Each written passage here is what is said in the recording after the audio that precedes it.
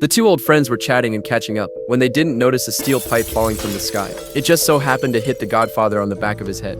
He thought he was fine at first, but after taking 7 steps forward, he collapsed and died. But his death wasn't exactly unjustified. Just 10 minutes earlier, he had revealed a secret about the church to his friend. Turns out the church was trying to regain power by conducting experiments on humans and beasts, planning to bring demons back into the world. They picked the most devoted nuns from the church and brainwashed them into thinking it was an act of devotion. The nuns had always trusted whatever the Godfather said, so they went along with the experiment. Because the Godfather used supernatural powers on them, the entire process from conception to birth happened super fast. The babies had to be born exactly at 6 a.m. on June 6th, and each one had a birthmark with the number 666. But giving birth to a demon wasn't an easy thing. Most of the babies were born deformed, or died shortly after birth. Over all these years, only one baby had ever survived. Unfortunately, that baby was a girl, but the church needed a boy, so they came up with an even darker plan. When the girl grew up, they'd make her undergo another experiment with a beast. The Godfather believed that the child born from that would be the long-awaited son of the devil. A nun named Margot had just arrived at the orphanage. She noticed something strange about one of the girls there. The girl's name was Katari. She had a bed, but she never slept on it. She crawled and slept on the floor instead, and her face looked pale and exhausted.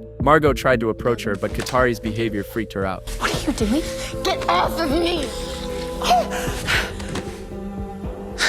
An older nun told her that Katari was a problem child and needed to be kept isolated. Margot didn't really think much of it at the time, since every convent had 1 or 2 troubled kids anyway. She herself had been one back in the day. That night, Margot went back to the dorm the church had assigned her. She prayed like she always did, but then she heard a deep voice. There was a shadow at the door. She turned her head to look and saw a nun she didn't recognize. The nun smiled at her.